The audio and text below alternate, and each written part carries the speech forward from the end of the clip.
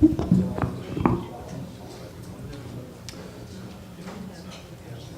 afternoon, and welcome to this Bernard Schwartz Symposium, sponsored by Economists for Peace and Security. I'm James Galbraith, the chair of the board of EPS, and I want to say, first of all, a word again of welcome to you all, of thanks, as always, to our partners at the New America Foundation, who helped us to organize this event, and a great thanks to Bernard Schwartz, whose support makes it possible. We meet today at a moment when the normally useful distinction between sense and nonsense seems to have disappeared on a bipartisan basis. All around us, key points of principle have been given up. The political struggle is over what to cut and what to save, over how to bargain, and not over what to do. In economic policy, magicians and necromancers have taken charge, brewing a toxic vat of program cuts and deregulation, from which they promise that somehow jobs will emerge. Serious people cite serious people on the subject of what serious people permit themselves to think. Meanwhile, the crisis in the country deepens, and hopes for a coherent strategic response to it recede. You can see this in the content just revealed of the latest budget deal, which, as we increasingly face an environmental challenge and an energy crisis, targets the Environmental Protection Agency and the transportation system. And in the service of what? Deficit control and debt reduction.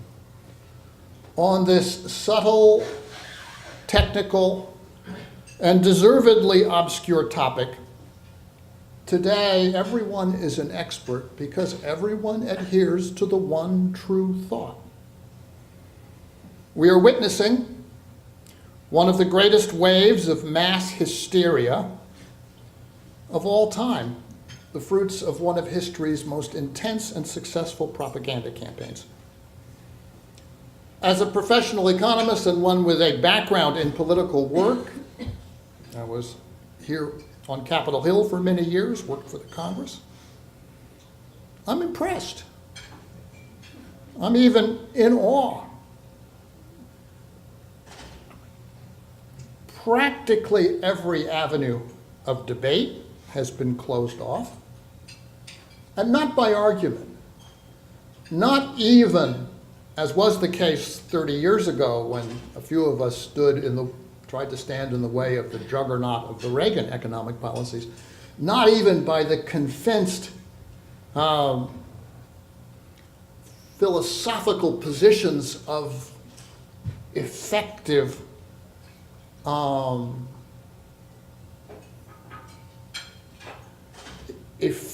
public intellectuals, but rather by endless repetition of the same slogans, repeated and barely detectable changes in the foundation of the argument, and silence in the face of criticism. That there are many economists, experienced people with impeccable credentials, who don't buy the line that history and comparative experience contradict it, is a secret to most people. we are hidden in this discussion behind a wall of invisibility. Now, I'm not excessively worried at the moment, to be frank, as an economist, by the recent rounds of short-term budget cuts. The lost income, after all, will be offset by falling tax revenues and increasing unemployment insurance, applications for disability, and so forth. And so the overall effect on total income will not be that large, just as the effect even of the financial crisis was not all that large. The deficit will not decline very much, and things will go on much as before. The regret here is that in most cases, we needed to do what we are not going to do. The environment and transportation are good things, even if an extra engine for a fighter aircraft can be dispensed with. It's merely foolish to give these things up on the pretense that you are accomplishing something when you're not. What worries me more is the prospect, which I think hangs over us all, that there will be a bipartisan compromise on so-called long-term deficit reduction. The issue which even people who consider themselves to be sensible and progressive concede must be dealt with at some point. And that this compromise will do irreparable damage to the well-being of large parts of the American population, to what remains of the basic social infrastructure supporting what remains of the American middle class. Social Security, Medicare, and Medicaid, notably.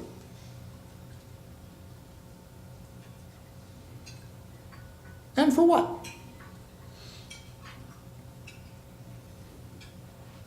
The idea that there is an economic rationale for dismantling these most successful and effective social insurance programs that have performed well and efficiently at a very low administrative cost for many decades, close on to 70 years in the case of Social Security, since 1965 in the case of Medicare. The idea that the capital markets, for example, demand such an overthrow of these institutions is plainly absurd. The capital markets tell you every morning at what rate they are prepared to lend to the government of the United States for 10, 20, and 30 years into the future. And if people who had money, had their own money on the line, were seriously worried about the prospect that the United States government could not service its debts, or the prospect that the United States dollar will fall victim to a massive inflation, they would not be willing to lend to the United States government on the extremely favorable terms that everybody can see are now available. There's something wrong with this story. And the idea that we should frame policy around a set of computer forecasts produced even by so lofty and irreproachable an organization as the Congressional Budget Office, when the capital markets don't take those forecasts seriously, and when anybody who examines them, as very few people do, can see that they are internally inconsistent and not reflective of any history of our economy, is even more absurd.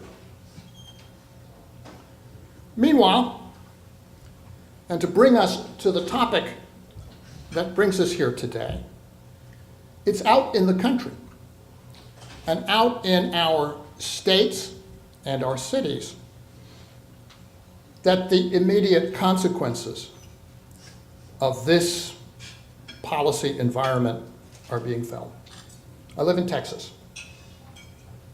And in my home state, which is far from being the worst affected by the financial crisis and the recession, my daughters bring home from school on a regular basis reports of the teachers in their public schools who will not be there next year, who have been laid off because the school district is facing a massive budget shortfall.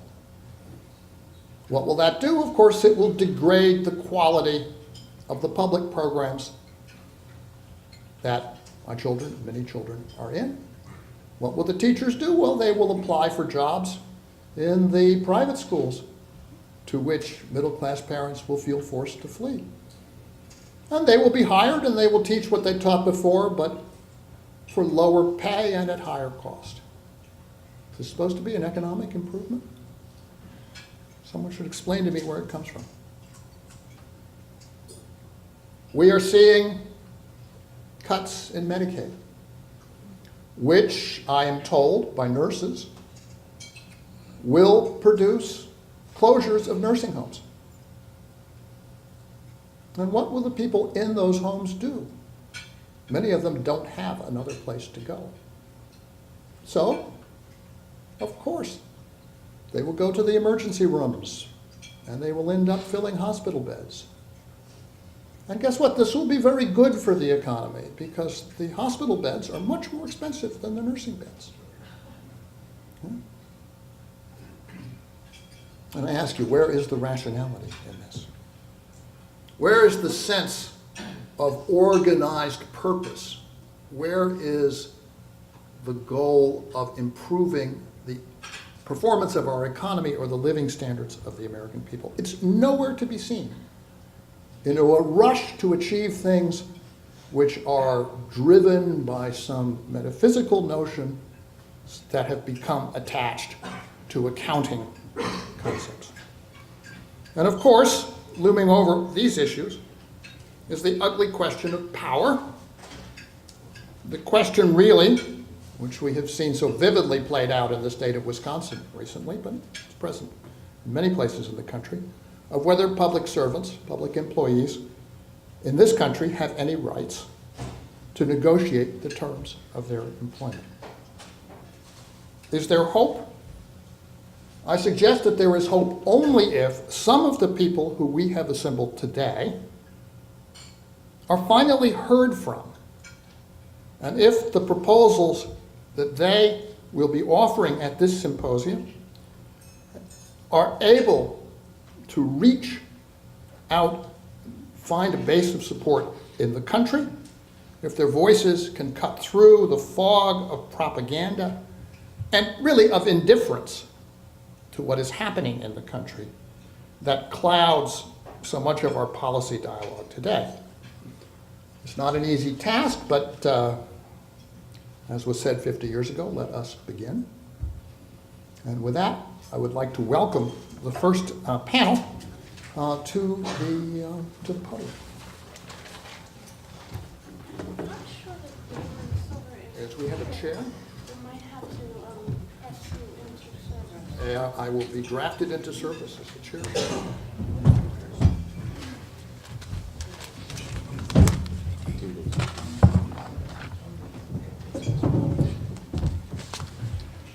Marketing your work all over the country. It's great work. Thanks. Okay. I joined you today, my beloved colleague that you took from us. So, why don't we begin with 15 minutes each for our panelists, and I shall just take you in the order in which you're seated. If you Okay. like, go ahead. Okay, This is thanks. Carrie Corby of ASME. Thank you for having me here, and thank you for holding this session at a pretty critical time, as Dr. Galbraith has said. My name is Carrie Corby, and I'm Director of Research and Collective Bargaining for AFSCME, the American Federation of State, County, and Municipal Employees. We represent about 1.6 million, mainly state and local government employees. in jobs, as we say, from accountant to zookeeper and everything in between. So this panel is on the question of whether workers and their unions are the cause of state budget crises. We've heard the common narrative that public employees are a privileged elite, according to Mort Zuckerman, I believe, that they're coddled and spoiled rotten, according to The Economist magazine. They've got Cadillac healthcare plans and extravagant pensions. I'd like to introduce you to a typical AFSCME member. She is about 48 years old, and I say she because 56% of our members are women. She might work as a child welfare worker, or a clerk at a county courthouse, or a custodian at a university, a librarian. She makes about $44,000 a year. She does, in fact, have a pension, guilty as charged, and she contributes about 5% of her pay every year in and year out to her pension. After about 20 years, she gets a pension of about $19,000 a year. And about 25% of our members don't have Social Security, so that $19,000 is basically all she'll be living on in retirement. I would submit to you that she is not the cause of the budget crisis. She would likely live in one of these green states here, or maybe one of the two yellow states, which used to be green. We're not making them gray quite yet. When private sector employees were granted the right to bargain in the 1930s, public employees were excluded. So we had to get laws passed state by state, and in some cases city by city. Wisconsin, ironically, was the first state with a public employee collective bargaining law passed in 1959. There's a lot of variations on this map because the laws vary so tremendously in terms of who is covered, what you can bargain over, what happens when you don't reach agreement in collective bargaining. But in general, about half the states have full-fledged collective bargaining for public employees. As I mentioned, Wisconsin and Ohio used to, and we're hoping that they will again.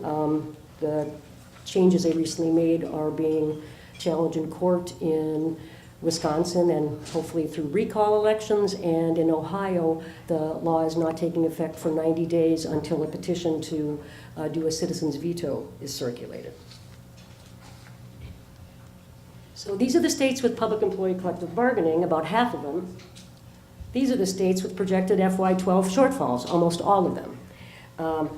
Not a lot of correlation between the two. When you look at some of the states with the largest projected shortfalls, Arizona, Nevada, we don't have collective bargaining. So states do have fiscal problems. There's no question about that. But it's not just the ones that have collective bargaining. So 45 states so far are projecting shortfalls for FY 2012, totaling about $112 billion. And that's after 3 years of the largest state budget shortfalls in history. I've been around AFSCME for a while, and I remember the post 9/11 recession and saying at that time that it was the worst that we'd ever seen, and it was, in fact. But it pales in comparison to what we're seeing now. Through 2011, about $430 billion of total state shortfalls and counting. So how did that happen? Well, when the economy collapsed, it took state revenues down with it. And states saw a decrease in every single revenue source. In fact, even lottery income went down for a while, which was a first, I believe. The decreases they were seeing were greater than anything they had ever seen before, and far greater than even their most pessimistic projections. Revenues have started to creep back up in 2010, but they're still lower than they were at the start of the recession, so we're not out of the woods. And at the same time, we saw a record increase in demand for public services, unemployment insurance, food stamps, Medicaid, the kinds of services that people need when the economy is not working. So kind of a perfect storm of a collapse in revenues, an increase in services. And what about state employee compensation? Well, it has actually declined slightly as a share of state budgets in the last couple of decades. So obviously it's not the cause of the problem. And at the same time as we're seeing an increase in demand for services, the number of state and local government employees has declined by about 450,000 since the beginning of the recession. So I would submit to you that that 48-year-old child welfare worker is not the cause of our state budget crises. She is, however, being used as a scapegoat. The reaction that we're seeing from elected officials and politicians out in the states is that instead of dealing with the real serious problems of collapse in revenues and increase in demand for services, they're moving in a number of places to restrict or even take away the right of public employees to collectively bargain. Wisconsin is the most well-known example, and I think that's for a couple of reasons. One is that Scott Walker in some ways did us a favor by coming out with such an outrageous plan and putting it on a 3-day timeline and mobilized people in a way that they hadn't been mobilized before. And it also happened to be in Madison, Wisconsin, which has a tradition of protest. And if you're gonna take someone on, Madison's a good place to, from our perspective, to do it. But a similar bill has passed in Ohio, as I mentioned, SB 5. It's going to be challenged through a referendum, provided people can collect sufficient signatures, so it's on hold. Florida is likely to pass a similar bill this week, and a number of other states are considering bills that would restrict or take away the rights of public employees to bargain. They take various forms, just as the law takes various forms. Some prohibit the deduction of union dues completely from a state employee's paycheck. Some require that every year in Wisconsin, our union at our own expense has to every year hold an election to be recertified to represent employees. Some limit what unions can bargain over. You can bargain over wages in Wisconsin, but only up to the CPI. Unless you want to go to a referendum, you can't bargain over health insurance or pensions or any number of other things. And a number of other states take away what's called agency shop or fair share, allowing free riders to get the benefit of a union contract without paying a fair share fee. I think one of my colleagues calls it representation without taxation. In addition to the attacks on collective bargaining, there are a number of attempts in states to silence public employees' political voice by not allowing that union dues be used in any way for political purposes. And as the law exists right now, we can use a certain amount of dues, but people can request a refund for the portion of dues that was used for politics. In some cases, there are gag rules being set up where employees cannot talk to elected officials, public employees. We're not allowed to have our own PAC going on. So basically, it's a kind of blatant political payback, I would say. And at the same time, when you're in a hole, I guess in a lot of states, you dig deeper, right? We've got a number of states where governors are proposing really extreme tax cuts to corporations and wealthy individuals, exacerbating the crisis that they've inherited and moving from there to have to take away bargaining rights, to have to cut aid to schools, to have to cut the earned income tax credit, you name it. Manufacturing a crisis and just directly transferring wealth from poor people in the middle class into the hands of corporations and the wealthy. So a collapse in revenues combined with a decrease in services in the worst economy in my lifetime has caused some serious budget crises. The question at hand is whether public employees and their unions are the cause of it, and my answer, not shockingly, is no. Thank you.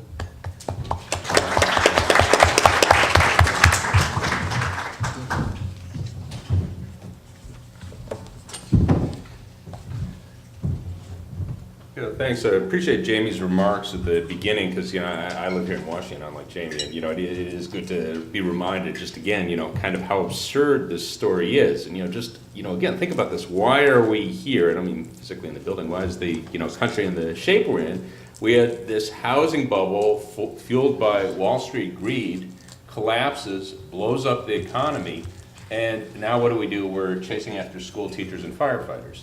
I mean, it's really close to crazy, but that's just accepted. I remember I was reading an article, I forget where it was talking about how we've become a two-class society.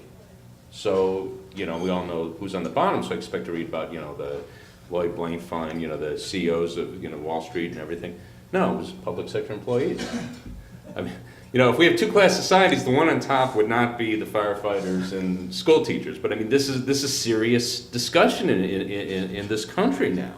And it really is close to crazy. You almost don't know where to begin. Like, how, this is a privileged class. I should also confess, by the way, I don't want someone, if we have someone from, what is it, not the National Review, who's the guy who runs around with the video, secret video cams, the fake pimp? Yeah, James O'Keefe, if he's here dressed up, I'll confess, listen, I have direct stake in this. My mother is a retired public employee. She gets a pension. So she $3,000 a month. She worked 30 years for the state of Illinois, retired at 61, 62, doesn't get Social Security. I don't know. Maybe she should feel guilty about that. I don't think it's bankrupting the country. But anyhow, so I do have a direct personal stake in this. I'll mention it. Okay, well, I'm going to talk about the pension crisis, which you've, of course, been hearing a lot about. And I want to talk about three aspects of it. First off, the origins. How did we get here, the crisis? Second, the extent of it. There's been a real effort to I'll make this point, I'll argue this, to exaggerate it, and then just say a little bit about the principle of defined benefit pensions, because the very principle has come under attack in the context of public employees, and I think, to my mind, just really kind of an incredible story. Okay, first off, the origins. Various numbers thrown out. I'll say roughly $1 trillion in terms of what the cumulative shortfall of state and local pension funds, and I'll come back to why there are differences. But that's somewhere around a ballpark figure using the accounting of those pension funds themselves, somewhere around $1 trillion. And, again, that's supposed to really scare people. One point to keep in mind is just, this is not something that anyone envisions paying tomorrow. I kind of love this when you want to scare people. You say $1 trillion or $5 trillion. No one has any context because none of us, even Bill Gates, is ever going to see $1 trillion, So it's a really big number. And, well, of course, the point is pensions are paid over a long period of time. So usually their time horizon's 30 years. So if you go, okay, well, let's take a look at this as a share of the economy over the next 30 years, it comes to about 1/4%. Okay, so that's that shortfall. So I wouldn't say 1/4% of output over 30 years is trivial, it's not. But the idea that that's going to be this enormous burden, what are we doing with our children and grandchildren, from the word go, no, that's not quite right. Okay, but how do we get here? Well, we did have a huge shortfall 4 years ago. So there's kind of a story out there here, the pensions are building up these huge liabilities and they're not putting anything aside. No, actually, the reason where the bulk of this shortfall came is very simple. The stock, the economy crashed, the stock market plummeted. Okay, so if you go from the end of 2007, which was not the peak of the market, the peak was about back in October, so I'm not taking the peak of the market, and certainly not the bubble peak from 2000.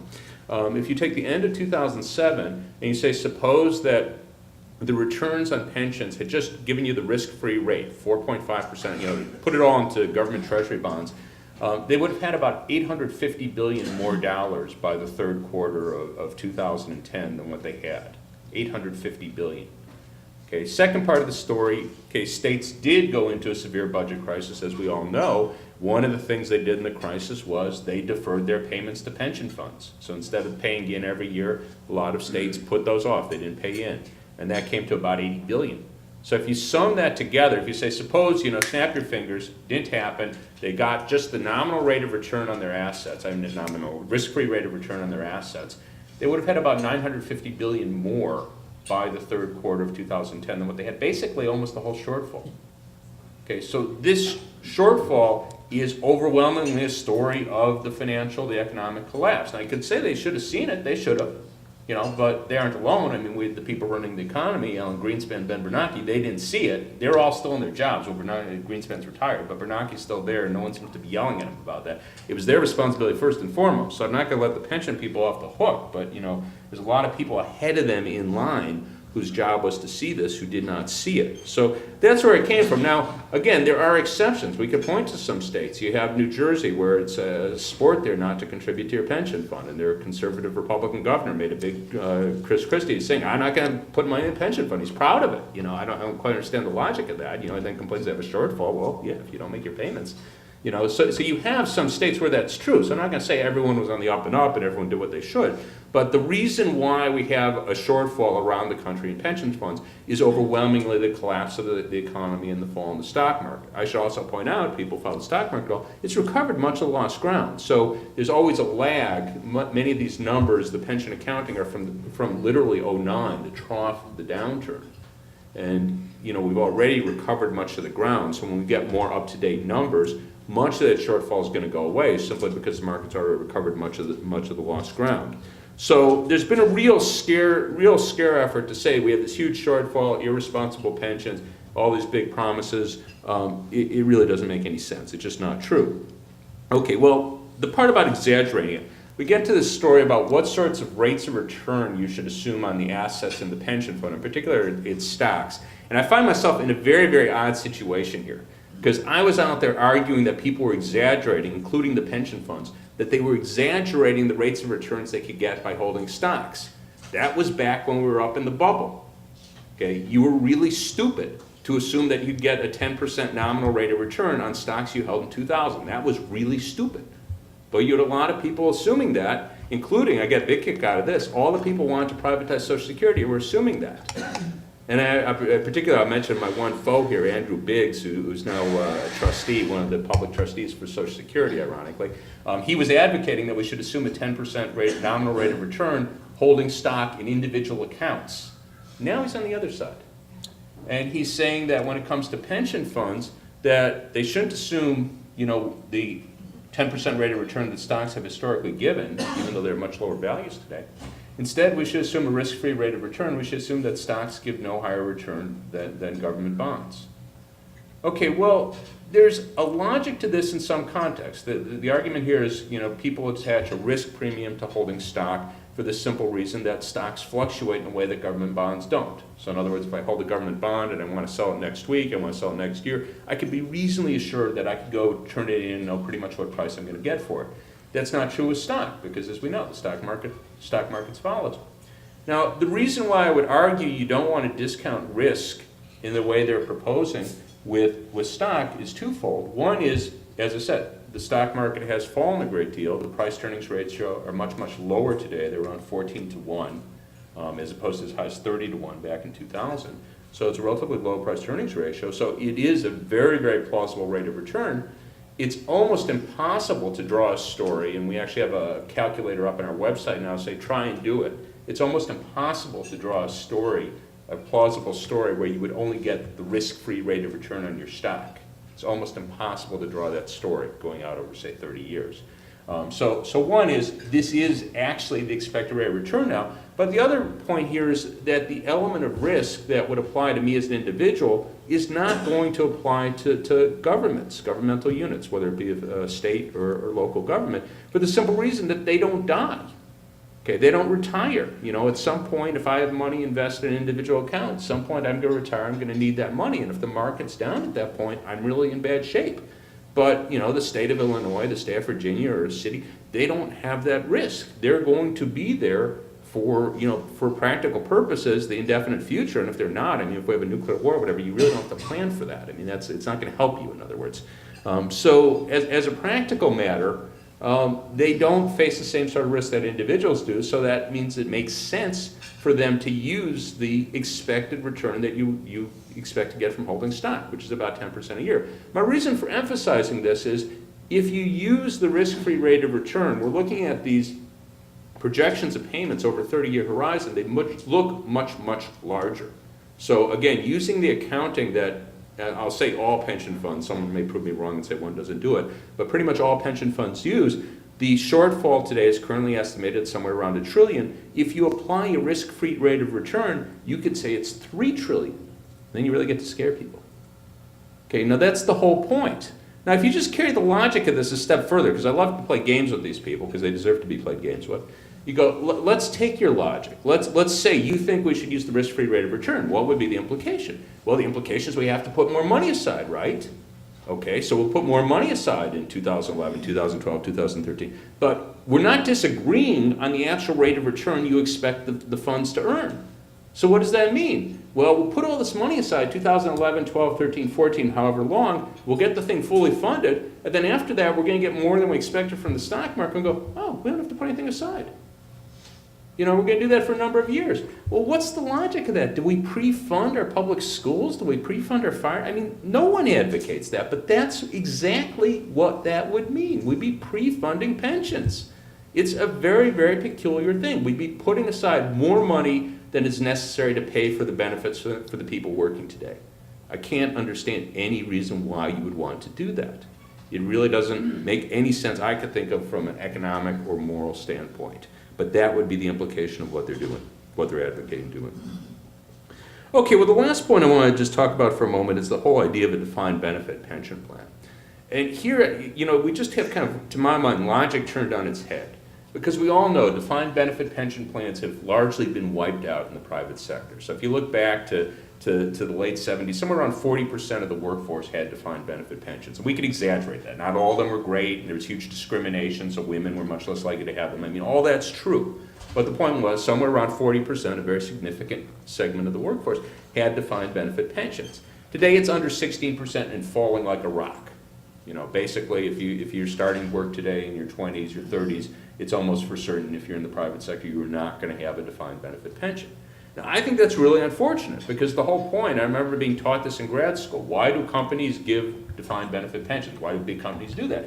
The argument was exactly what I gave you a moment ago about risk. For a big company, you know, at that point we didn't think that General Motors could ever go bankrupt, but you know, the idea was a big company, they don't care if the stock market's down in a given year. They're going to be here next year, the year after. They don't really care. They could get through a period of, you know, a rough period, whereas again, for individual workers can't. So the idea was the company's giving something of great value to its workers. Now, it's not giving it free. No one has a theory that companies just give things away for free. They're getting something in exchange. So the argument was they could pay lower wages than otherwise would be the case because they're giving something of great value to their workers, a defined benefit pension. And that's more than just the cash.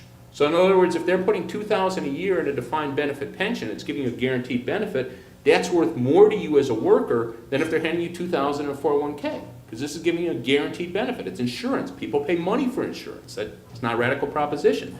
So this was the argument that was absolute orthodoxy in the economics profession 30 years ago. That's why companies and governments gave defined benefit pensions. It was something of value to the workers that basically was costless to the company or the government.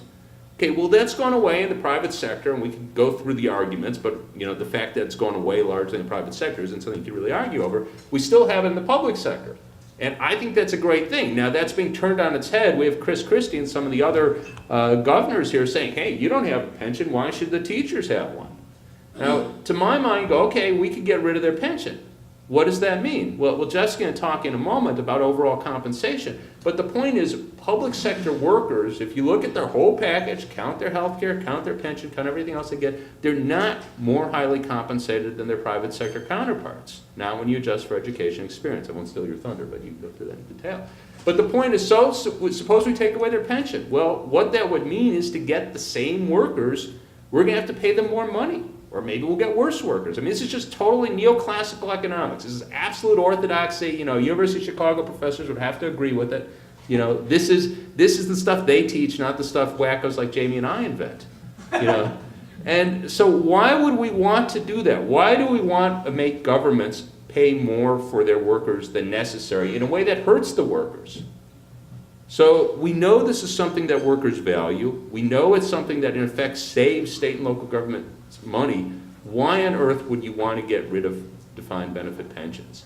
And again, flipping it over to the private side, it is really unfortunate that workers in the private sector don't have that security. That's not something we should be boasting about. That's something that we should be trying to do something about by policy. We have to reestablish some sort of security, something on top of Social Security, or we can make Social Security more generous. I don't care, but you know, one or the other, so that people who spent their lifetime working can count on a secure retirement. And I'm really glad my mother gets her $3,000 a month. So I'll stop with that.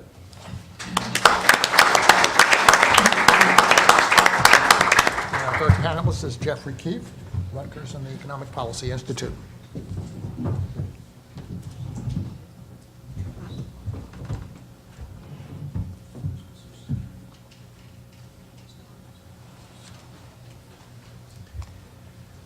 I'm glad to be here. Thank you for the invitation. I'm also very glad to be on a panel with these distinguished partners. We've all been working some long hours trying to just explain some basic facts that, for a variety of reasons, are resisted by our elected officials. Last summer, I wrote a paper for the Economic Policy Institute, and I followed up with a series of others called Debunking the Myth of the Overcompensated Public Employee. And since we didn't debunk that myth, we've been witness to these mass demonstrations in the state of Wisconsin and Madison. But the battle began with the election of Chris Christie as governor. This is not the product of some carefully crafted strategy. As many things that seemed to be successful, they were the product of dumb luck. Chris Christie defeated John Corzine in the race for governor of the state of New Jersey in November 2009. And much of what he said were very common retorts that we have heard from Republican politicians for the last 50 years. But one of the arguments, since we faced a massive deficit and nobody had come up with an obvious solution to it in the state of New Jersey, was to basically start making allegations that public employees were overpaid. And while he did that somewhat in the election, once he was faced with a massive budget deficit when he took office, he really ramped up the attacks, particularly at the New Jersey Education Association, which is the largest public employee organization in the state with about 200,000 members. And basically, but broadly, targeted all public employees and unions. And the basic theory was Democrats have run the state. And there's been this symbiotic relationship between public employee unions and Democratic politicians who need money. And it's that symbiotic relationship that's gone on for years and years that have resulted in a grossly overpaid public sector and public sector workforce who's asked to do very little and get very good pay and luxurious benefits. Now, Christie, as you may have seen around the country, we get to see him all the time. He's an ongoing show. And he's belligerent, angry. The only politician I've ever encountered like Christie is Rudy Giuliani, who you may not have seen on a day-to-day basis, but I did. And I also got to see him in action in some collective bargaining situations where his behavior was completely outrageous. This guy's behavior is completely outrageous on a day-to-day basis, but it's good TV. So here he is yelling at a parent, aggressively yelling at a parent. He had the parent escorted to the stage by the state police so he could yell at him face to face, man to man. So we have this whole anger that's displayed towards teachers, towards public amenities, public services, and he's going to straighten things out. So he's the one that originated this phrase. There are two classes of people in New Jersey: public employees who receive rich benefits and those who pay for them. And this, it's amazing. I key up this phrase occasionally in Google to see how many Republican politicians reiterate this. But it's really just in the playbook in 50 states. So here's some examples. We have Mitch Daniels saying something similar in Indiana. We have Tim Pawlenty, who both of these guys are running for president. So is Christie, by the way. We're hopeful that he actually has to devote all his time to running president. We don't wish him on the country, but we hope that he doesn't have time to do his roadshow in New Jersey. And we also even now have a more moderate figure like Governor Mitt Romney, the founder of Obamacare, basically now kvetching about how overpaid public employees are. So it was bad enough that the Republican politicians were doing this, but then we had the media frenzy that joined it. And we had this in our state's largest newspaper on February 28th, join the public sector. It's all public workers' pay and collective bargaining is the problem. And this is an above-fold editorial, front page, basically saying it's time to freeze pay and change the collective bargaining rules. Now, ironically, the first bargaining rules that they were after were police and fire interest arbitration. This would get expanded out to all collective bargaining. But the mayors were really upset about interest arbitration, so that was the first thing they took aim at. And as you can see, New Jersey public employees make a lot of money. But if you live in New Jersey, the first thing you realize is that everybody makes a lot of money. We're the wealthiest state in the nation. And we have Wall Street. All that bonus money that's made in Wall Street comes to New Jersey. So we have basically a very high-paid workforce, and as I went through the data from the OES, New Jersey's ranked in the top 5 to 7 in every occupation. In fact, there are very few occupations that we're not at the top of. Management, we're number 1. But we're not going to talk about that. So they made some selective omissions, and this became part and parcel of the whole campaign against public employees. The Star-Ledger omitted local government employees, which constitutes 3/4 of the employees in the public sector. Turns out local government employees, had they included that data, make less than their private sector counterparts on average. $684 a year less. But that doesn't get you to the nuclear option, which was what they were phrasing, their plan to change collective bargaining. Now, you would also think from this discussion, public employment was running through the roof. But actually, public employment overall has been declining since the mid-70s, and it kicked up slightly with the stimulus package and the rising private sector unemployment, but it's been pretty constant between 16 and 17% of the workforce since the mid-1970s. So the central question was, are public employees overpaid? Is there this cycle of corruption? Overpaid public employees through their unions make political contributions to elect Democratic politicians who in turn reward them with higher and higher pay.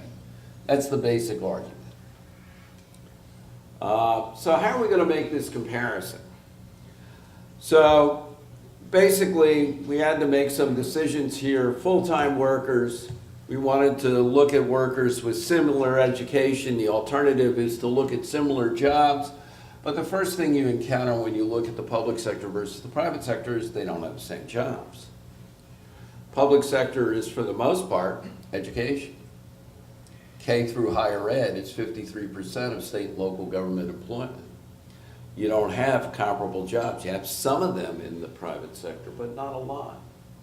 And they're very different in the private sector. You don't have to take everybody into a private school like you have to in a public school. And also you have police and fire, and they're a very anomalous group to the private sector. So we wanted to do what's called a standard human capital wage equation. There was another problem though. A lot of this debate's about benefits, and we don't have great data sets with benefits. We got all kinds of data sets with wages. So we're going to have to address the benefits issue. And there were no easy solutions to this matter, but I teach a course in benefits and social insurance. And the one thing I know about benefits is when you look at the private sector, there's really the tale of two worlds in the private sector. There's large corporations, and then there's everybody else.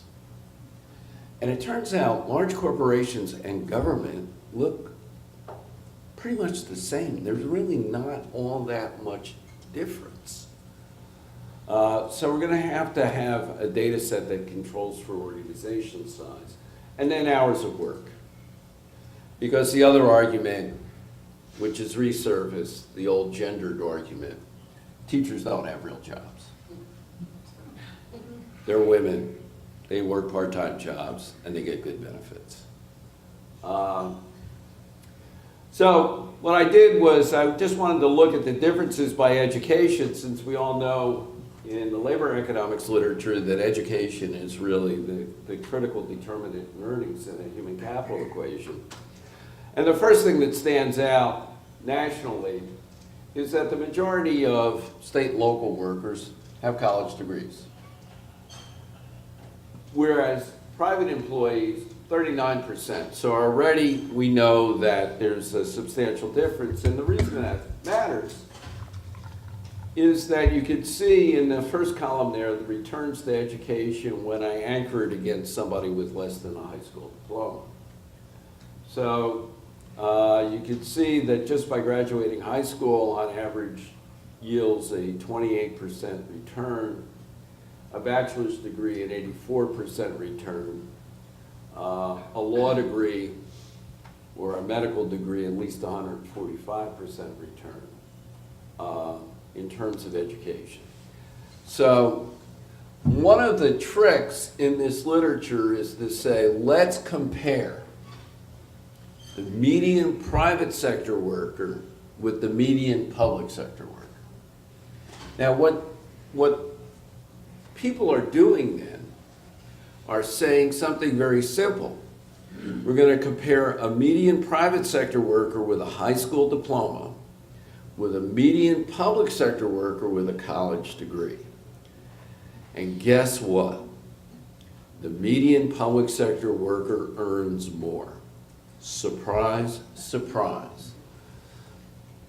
If college-educated workers didn't earn more, I would be out of work tomorrow.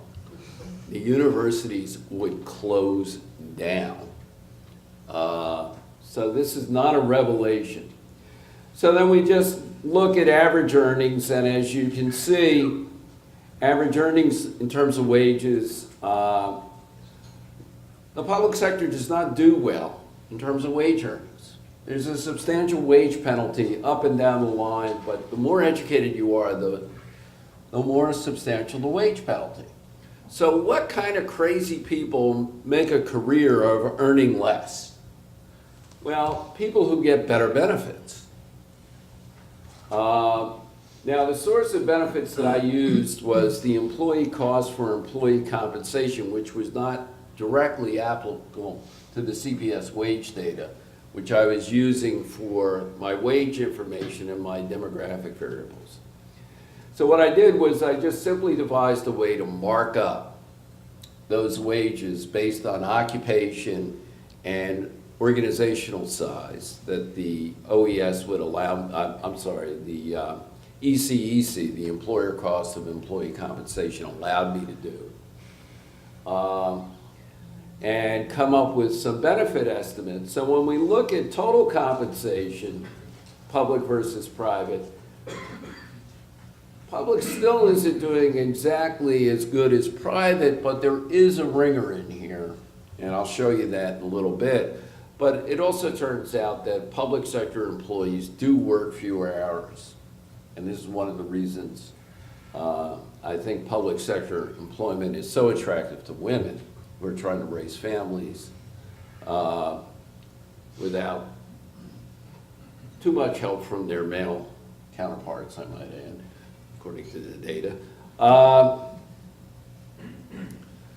It becomes attractive because there are fewer hours and the hours are more stable.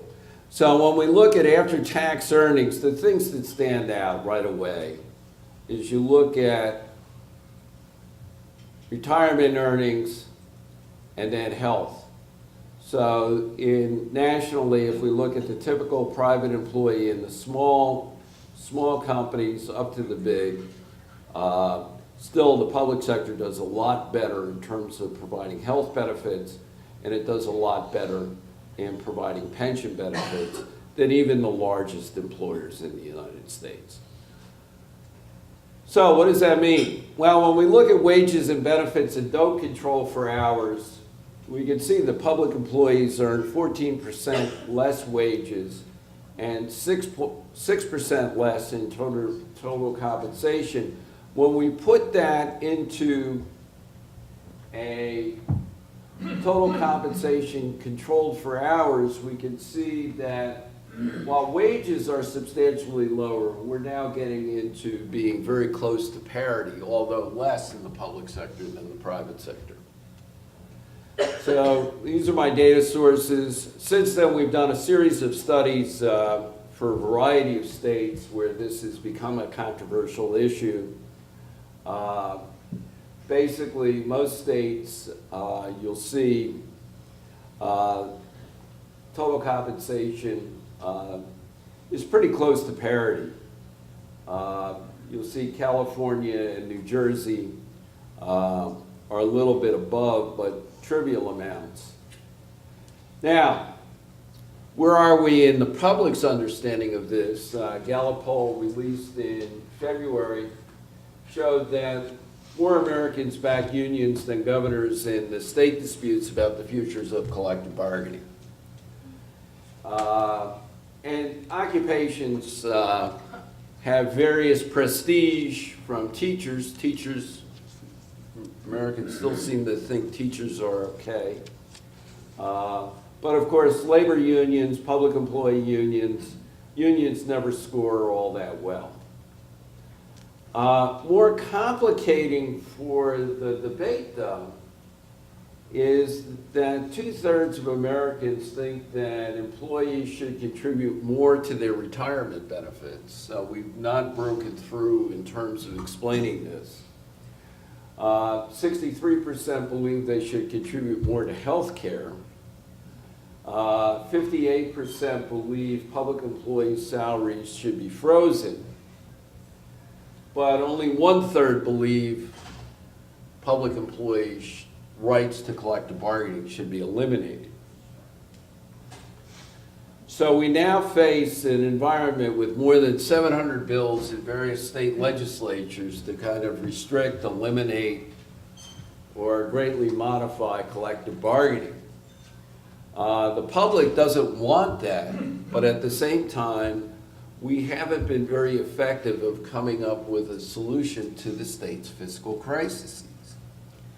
Now, you could say, of course we did. 3 years ago, we were really vigorously for a stimulus bill that would have restored full employment.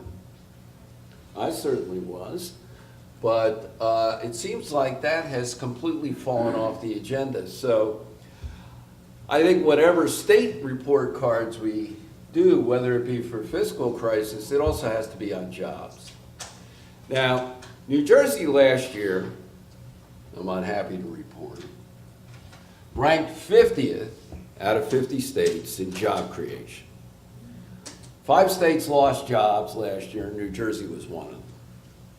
So the Chris Christie solution to the fiscal crisis has not moved us any closer to solving the revenue problem that produced the fiscal crisis in the first place.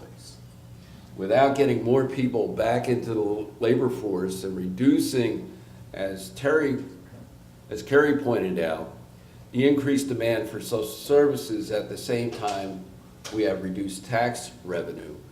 The solutions that were headed down both here in Washington and at the states are only going to prolong the problems that we're confronting. Thank you.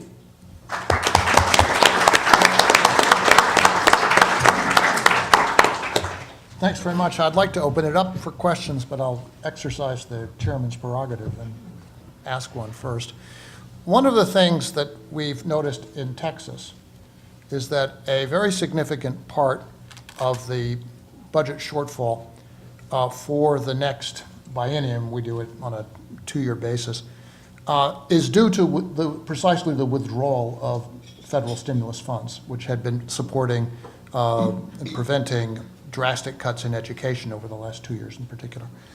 I suppose the thinking at the time the stimulus bill was put together was that after 2 years, the normal forces of economic recovery would bring back the revenue base and that this kind of assistance would no longer be necessary. But I'm wondering if anyone could comment on the extent to which that is actually happened or has not happened in the rest of the country, and the extent to which the withdrawal of the stimulus funds is in fact aggravating an unsolved state and local fiscal crisis.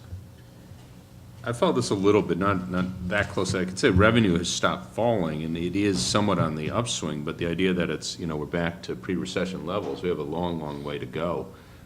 So, most states are still very, very seriously squeezed. One thing just in terms of the thinking on the stimulus, as you recall, I mean, to me at least this was remarkable, until I figured out what was going on. If you recall, the biggest obstacle to getting the Republicans that you needed to cross over to break the filibuster in the Senate was state and local funding, which I started going like, why, as an economist, we all know, you want to get the money in the economy quickly. There's no quicker way to do it than get to state and local government so they don't have to cut spending. I mean, that's, kind of as quick as you could do. And I sort of thought, well, I thought the Republicans wanted, more power at the states. And then it was only later I realized, no, this is deliberate. They want a crisis at the states, and that's clearly what this was about, and they've produced that. Other comments? And I think what you're seeing is true across the states, because I believe it's about $6 billion that's left in stimulus money for FY12, meaning that even though the overall projected FY12 shortfalls are smaller than they were in previous years, states are going to have to fill more of them from their own funds. So and this is again after years of cutting and minimal tax increases and so on. So it's pretty tough. Okay, well, let me then open it up to the audience. Questions and comments? Yes, in the back there, go ahead. Yeah, I appreciated the presentations. You want to get the microphone, and why don't you identify yourself as? Hi, Kathleen Connell from UC Berkeley. I was the former state controller of California, so I understand the pension issue rather well. I understand your comments and appreciate them across the board. I think there's a looming liquidity crisis, though, that wasn't addressed by the panel today, and I'd be interested in the panel's remarks regarding that. You've been focusing on legacy issues. The issue of liquidity is becoming a major concern for many of the pension funds as state and local governments begin rapid dismissal of employees to deal with their budget pressures. If there's a 5 to 10 to 15% reduction of governmental employees and there is less dollars going into the system at a time in which there's greater distribution out of the system, the immediate problem may be liquidity rather than legacy, and I'd like your comments on that. Well, certainly at the local level, I think that's true in probably in many of the cities in California and a few other places around the country. I don't know if at the state level you have any funds that are in that situation. It's hard to come up with a good remedy for that because, the idea that you should be prepared, I mean, these really are extraordinary events, and the idea that pension funds should prepare for, kind of this sort of fall off in the economy, again, you could say you should do that, and the implication would be you invest in nothing but bonds, or some riskless asset that's highly liquid. I would consider that a strange recommendation because who do we expect to hold stocks in that story? And, if you hear conservatives from their vantage point, they want to get rid of the pension funds anyhow and have people hold 401ks, and the idea that somehow individuals in 401ks would hold stock but pension funds would not seems to me very, very perverse.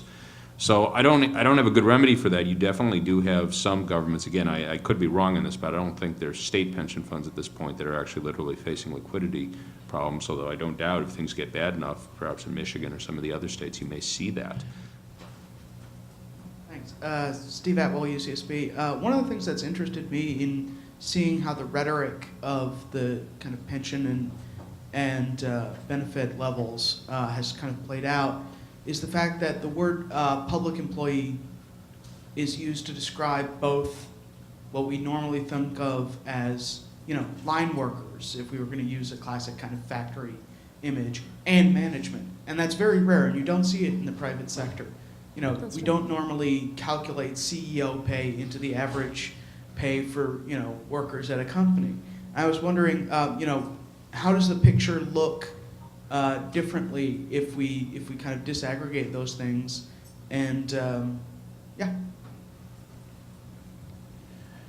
Well, you certainly, you know, with the pension story, you have a lot of higher-end workers who do get lavish or we could argue whether they're lavish or not, but they get pensions that are much, much higher than your typical worker, and a lot of these have been the poster children of the, you know, the campaign to go after public sector pensions, and I mean that quite literally. The Washington Post a few weeks back had a front-page story, and it began talking about this former city administrator from a mid-sized California city who supposedly had a pension, was getting $500,000 a year in a pension. And then it goes on to talk about, you know, excessive public employee pensions. Now, when you read the piece, that this guy was a manager, and he'd held like 4 or 5 or 6 positions, getting pensions from each of them, and he's under indictment for fraud. So what this had to do with public employee pensions, very, very hard to see. But you do have examples which arguably, you know, you do have excessive pensions. Most of these, and I'm going to say all of them, but most of those are, you know, among managers. When you look at, you know, teachers' pensions, you know, government employees in general, and we have the data on that, you're very hard pressed to find in most places that they're excessive. I would agree. I mean, you know, some of the problems and anecdotes that are used to support policy changes about double dipping and so on, and coming back and working after your pension or collecting 3 or 4 pensions, or members are looking around saying, it's not a deal we've got available. The other point about that too is, you know, I'm not going to speak for the unions. My guess is that you wouldn't get a lot of opposition if there were real concerted effort to crack down on that. I mean, Absolutely. this isn't. Absolutely. I don't think that's a big item on AFSCME No, to make no, sure it's this- not. Where there are abuses, where people are personally getting enriched by a pension plan, it hurts the plan. It hurts the members overall, and we've worked to address those. Let me, what I've been observing, because I've also been working on this issue of privatization, is that over the last 30 years, we've gone after employees who are doing better in the public sector than the private sector. And it turned out that a lot of these were the lower earning workers, not only because they were getting a living wage, but they also were getting these more generous benefits than they would get in the private sector, where very likely many of these workers would get no benefits at all. So we've privatized a great deal of janitorial work, the cafeteria work, the sanitation work has all been moved to the private sector, where these workers are getting less money than they would in the public sector. There's no doubt about it. So when you look at the lower end of the public sector, it's largely disappearing over the last 30 years. It's been moved to the private sector. So that's the other thing that makes the public sector look a little peculiar. We've also, in the social services, moved a great deal of work to not-for-profits that seem to believe that the best way to serve the poor is to be poor yourself. So we've done a lot of things to actually restrain cost in the public sector. Not all of them very well thought out, but we have restrained costs. The other thing that the great joy of having worked on private sector compensation and collective bargaining issues for a long time, to come back and work on the public sector is transparent. This is, from my standpoint, an overwhelming joy to try and get data. The private sector, I can go and do a Freedom of Information request in my state and find out what every police officer in the state makes and what their benefit obligations are. I can't do that for any corporation. So transparency in the public sector makes it a very different animal. So any citizen in any state now can find, if they think somebody's overpaid, they should be making a request for information. It turns out we've dispelled a lot of that. I know in New Jersey, it's not the public employees that are overpaid. It's the crooked politicians that we seem to love so much. And we'll eventually catch up with Chris Christie. Many of these people wind up going off to federal prison. And he set a number of them to federal prison. That's how he got elected in the first place. But generation after generation, they all go. Jeff, occasionally at these sessions, one has a light bulb moment. And I think we've just seen one. You did yeoman's work just now explaining that when one controls properly for levels of education in particular, the claim that the public sector constitutes a privileged class at the state and local level doesn't stand up to scrutiny.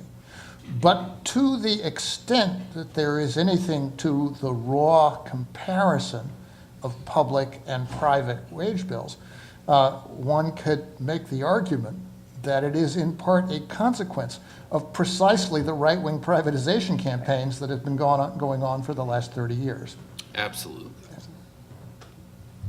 Yeah.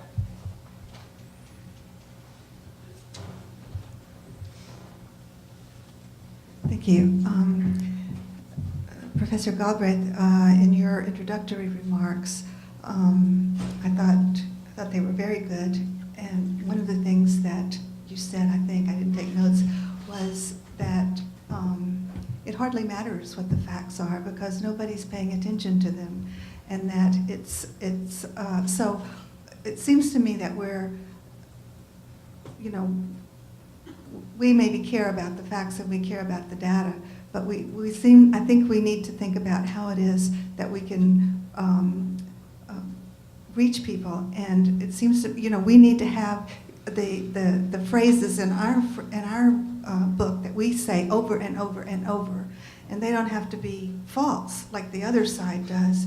But I think we need to say them over and over. And I think that some of them that we need to say are, for one thing, it seems to me that money is fungible, and whatever we pay to the federal government or we pay to the state, we're trying to, supposedly our money is all being used for the benefit of our country and for our communities. And so as you well know, the military budget is ridiculous, and that's a huge, the military budget and the tax cuts are the reason for the deficit. And so we should say over and over and over, end the wars, tax the rich, make the corporations pay. And I think if we keep saying that, maybe somebody will hear us. I don't know if you can get through the clamor, but it seems to me that that's what we have to do. I'm very much in favor of basing a campaign in these areas on the truth. I think that's ethically the right thing to do, and it's also the only really reliable weapon that we have. That said, it's not to say that that's a winning proposition. The one point that I take your points here, but the one thing I would say by way of qualification is that we ought to be taking an unemotional and instrumental view of the role that government plays and should play in our economy. Some things the government does are not constructive, and we should get rid of them. I think I mentioned in my opening remarks that the idea that the new jet fighter needed a second engine that was not actually going to be on the plane was something that, a very good thing that Congress got rid of it, even though that costs money and will cost jobs. But in most cases, and particularly on the great big programs, Social Security and Medicare, you're looking at functions which serve a vital purpose and are deeply embedded in the structure of our society. If they are cut and cut drastically, as some are proposing, the extent of the human hardship that will be caused is phenomenal, as well as the destruction of family life, because much of our social structure rests on the fact that the elderly are not the burden on their children that they were 2 generations ago. in terms of the government's role in the economy, there is no necessary reason why tax revenues need to match spending or even come close.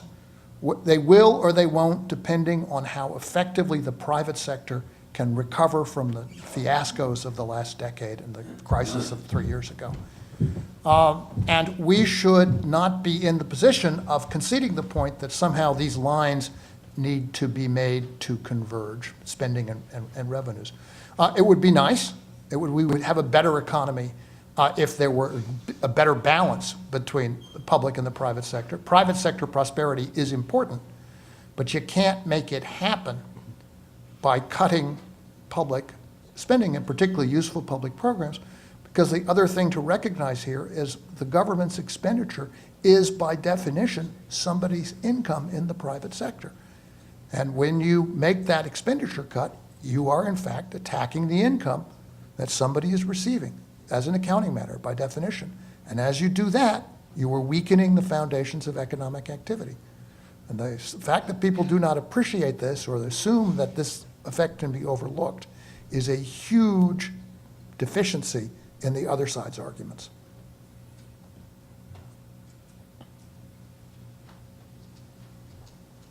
Sir.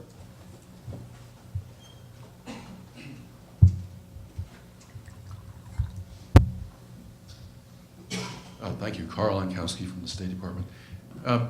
Two things.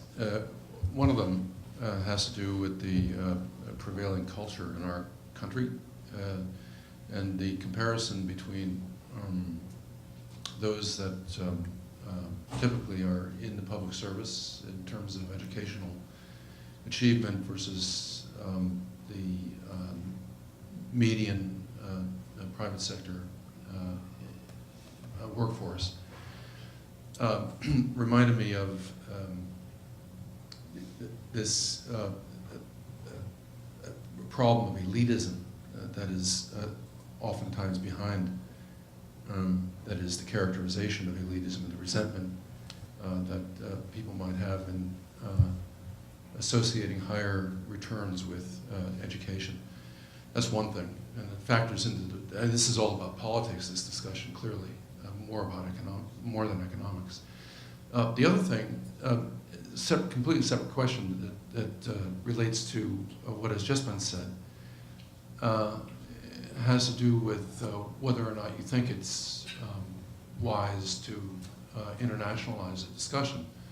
There are some countries in Western Europe in particular that have done rather well recently, have not cut back their entitlement programs, and in fact have used them as props to get themselves through the downturn that has affected them as well. So how do we make this a winning proposition and bring this fact also into the discussion?